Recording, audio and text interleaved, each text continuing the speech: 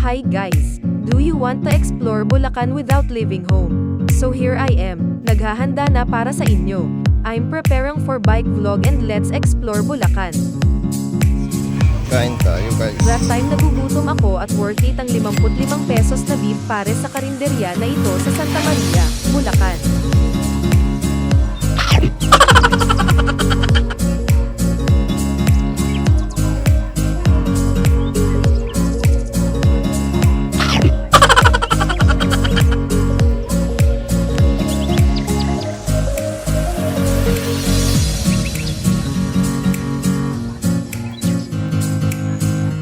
Ayaw na. Nanganay yan eh. Okay po.